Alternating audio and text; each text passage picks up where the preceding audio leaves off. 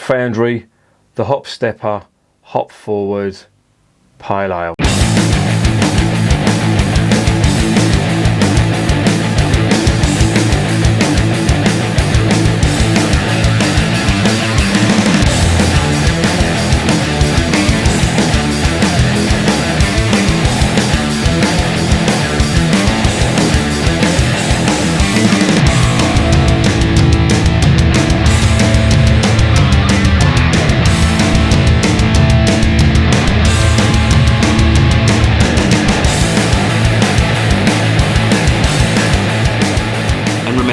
Life is too short to be drinking shitty beer. Welcome to another edition of Bands, Bikes and Booze Reviews. There is no sun today. Thank fuck for that. Anyway, let's see what we got here. This is the Hop Stepper from the Hop Foundry. It's all about the hops, and I've just tried some of their hop till you drop. This stuff, in fact. This would be called Malt Till You Halt, because it's all about the fucking malt in that, I tell you. Really wasn't good. It got a 2 out of 10 and went down the sink. And I'm really hoping this doesn't. Because, well, I'm hoping. I know it's going to end up down the sink. But I'm going to approach this with an open mind. Now, I vowed, I think it was last year, that I'm not going to review supermarket beers. So here I am, reviewing supermarket beers, and I'm doing it because they're out there. And you know, if you're walking around Aldi or you're walking around Lidl's and you see this and you pick it up, you know, it's going to be more available than some of these completely obscure craft beers that people are reviewing on these beer review channels. Now, don't get me wrong, this is not a dig at them. You know, I get what they want to do. They want to review these little craft beer breweries, these little craft breweries. They want to review their beer, and it's fine, right? I have no issue with that whatsoever. But my point is, your average Joe in the street is not going to be able to get them. It's probably not going to be interested in them. And this stuff is widely available. Now, don't get me wrong, I review a little obscure stuff on my channel as well, so I'm guilty of that too. But I want to get a bit of a balance. All right, so that's the reasoning behind it. So, as I say, I'm not knocking them because I do it myself. You know, I review some stuff that is quite hard to get hold of, and you know, your average person in the street's not going to be able to get hold of it. But this, they are, and this is cheap. This is about £1.50. It's in Lidl's. So, let's see if it's worth £1.50.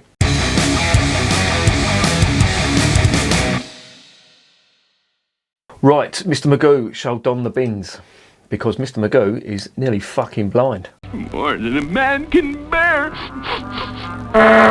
Especially in this, I've had to do this because of the sun. I've got the blackout curtains, and it makes the room darker, and it just looks better. Do you know what I mean? Because you know, it makes the room look dark, and whereas I've got a dark soul apparently, so I've been told by my missus when I won't do any housework. That's in keeping with the style. Right, the Hop Stepper, Hop Forward Pale Ale. Hop Forward, fuck off. Just call it hoppy or hop forward. What?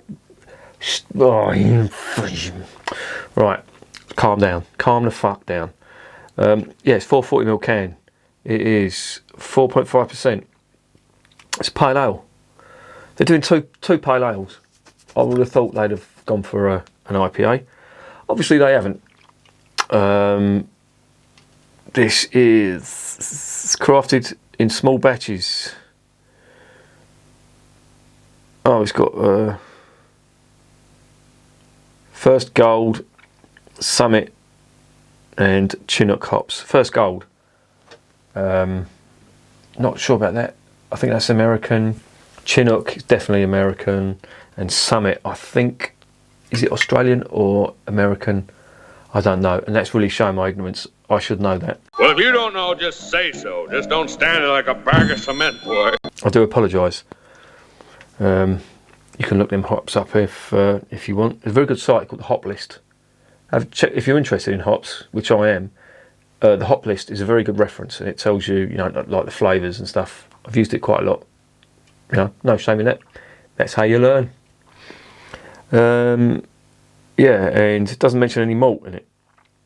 So that's about it. That's all I can really say. It's probably contract brewed by Shepherd Neame, which most of this stuff is. In Aldi, Marston's I think use Lidl's I think use Marston's.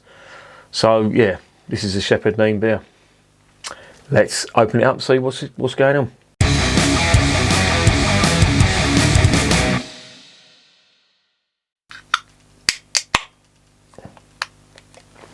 On the nose, out the can.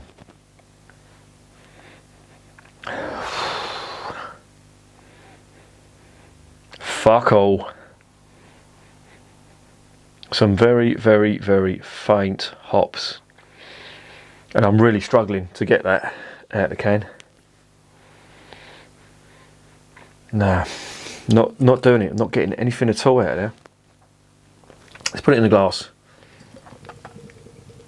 Now this is darker than the hop till you drop stuff that I've just tried.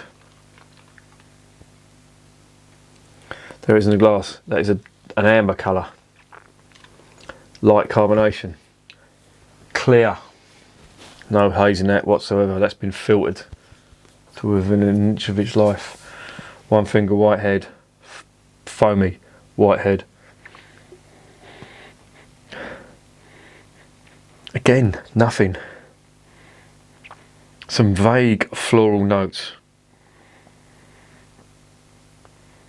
And a little touch of citrus on there, but I'm really having to struggle to get anything out of that at all.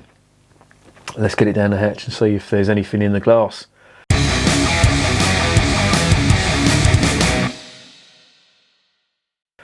Cheers.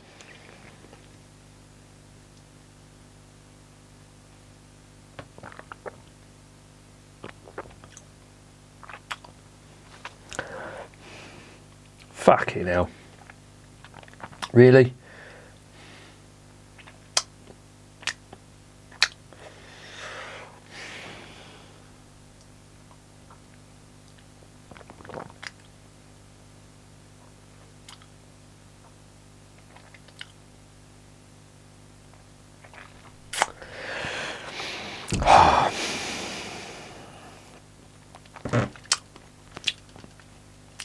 This to me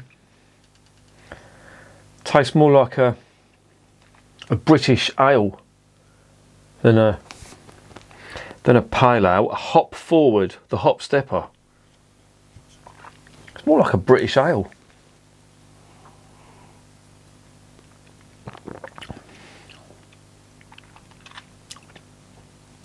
It's like a bitter. That's what it tastes like. Obviously bitter isn't fashionable. It's not it's not what craft beer fans want to drink, but it doesn't taste like a pale ale at all.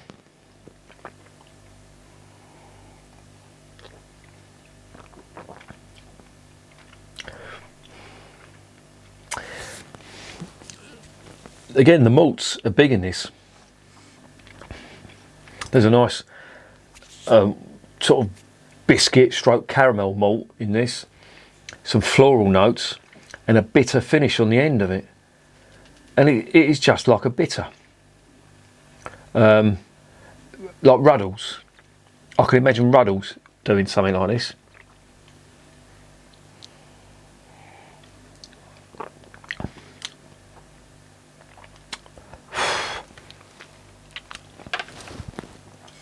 That is a completely and utterly misleading description on the can. With that, you'd be expecting, I know, I wouldn't be expecting, but your average Joe in the street would be expecting big hops, masses of grapefruit, tropical fruit, and like a nice bitter finish on the end of it. And it's nothing of the sort. You've got a distinctly British flavour to it.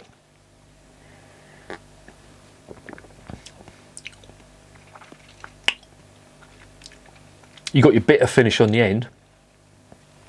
It's like a British hoppy Right, well let's just break down the hops that are in this and see why it's getting that flavour that typically British flavour that I'm getting. Right, so the first one is First Gold, right? First Gold's hops are British, yeah? They were originally called Whitbread hops. You know the Whitbread Brewery? That's what they were called. And that was a hop that was developed in Y College, you know, Y, I think Shropshire, Monmouth, around that area. I'm not exactly sure where it is, but it was developed there. So it's a British hop, noted for its bittering. Okay. Then you've got Summit hops. Yeah, Summit hops are hops that were really used because they were cheap and they were so bitter. They had very high alpha acid content in them, so they were used for bittering. Okay. Then you got I think it's Galena hops in these as well, which are US style hops, which are a little bit fruity as well. So you've got two British hops in this, okay, and it's just dawning on me now that they haven't touted this as being an American style pale ale. Yeah, they're using British hops in here, but there's nowhere it says. But that is what you're led to believe because of the packaging, you know, the 440ml can, the artwork on the can, hop stepper, hop forward. You know, only Americans use that term, hop forward. I know it's becoming popular over here, but you'd never hear of hop. Over here it's hoppy. If you say a beer is, and they still use it as well, you know, hoppy is an adjective that's used by the Brits. Hop forward is a US marketing term, I think anyway. That's what I've got in my mind. And that's why this tastes so British, and it's why it tastes like a bitter. You know, two British hops and an American hop. One that is used because it was cheap for bittering, because it really couldn't be used for anything else, because of its alpha acid content, which is fair enough. You know, this is a budget supermarket beer. The First Gold, yeah, used in a lot of bitters and British ales because it is a British hop, and then the Galena as well. So yeah, it's annoying me, but Aldi haven't not really done anything wrong with the marketing. They've suggested it. This is where marketing overrules quality. And it is. You got a craft brew. You got a craft brew can with a traditional British type bitter. And to be fair, if they'd called that a bitter, I said, yeah, it's okay as a bitter. As a pale ale, I wouldn't call it, but I mean, look at the colour of it. That does not look like a pale ale. Not to me. Pale ale is lighter in colour. You know? Oh, yeah, well, there you go.